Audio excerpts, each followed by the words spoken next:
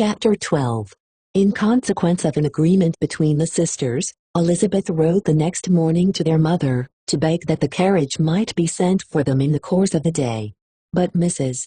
Bennet, who had calculated on her daughters remaining at Netherfield till the following Tuesday, which would exactly finish Jane's week, could not bring herself to receive them with pleasure before.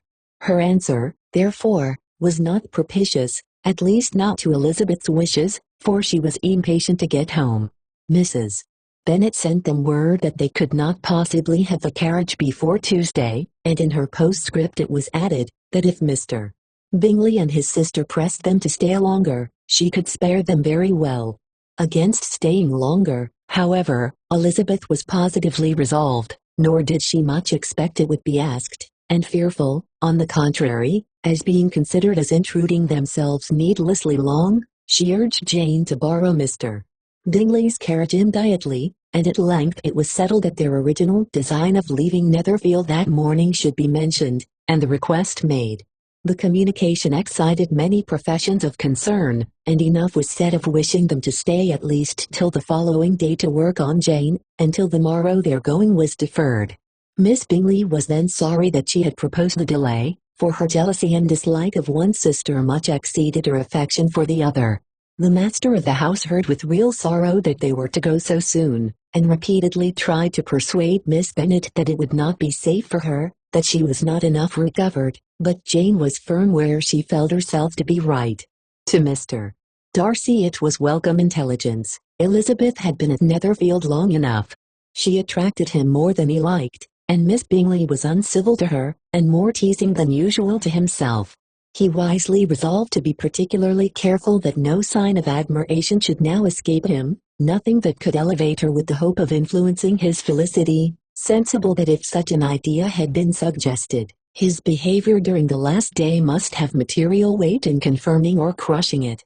Steady to his purpose, he scarcely spoke 10 words to her through the whole of Saturday, and though they were at one time left by themselves for half an hour, he adhered most conscientiously to his book, and would not even look at her.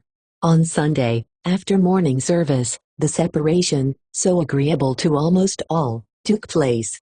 Miss Bingley's civility to Elizabeth increased at last very rapidly, as well as her affection for Jane, and when they parted, after assuring the latter of the pleasure it would always give her to see her either at Longbourn or Netherfield, and embracing her most tenderly, she even shook hands with the former. Elizabeth took leave of the whole party in the liveliest of spirits. They were not welcomed home very cordially by their mother. Mrs. Bennet wondered at their coming, and thought them very wrong to give so much trouble, and was sure Jane would have caught cold again. But their father, though very laconic in his expressions of pleasure, was really glad to see them. He had felt their importance in the family circle. The evening conversation, when they were all assembled, had lost much of its animation, and almost all its sense by the absence of Jane and Elizabeth. They found Mary, as usual, deep in the study of thorough base and human nature, and had some extracts to admire, and some new observations of threadbare morality to listen to. Catherine and Lydia had information for them of a different sort. Much had been done and much had been said in the regiment since the preceding Wednesday. Several of the officers had dined lately with their uncle, a private had been flogged, and it had actually been hinted that Colonel Forster was going to be married. Subscribe for more.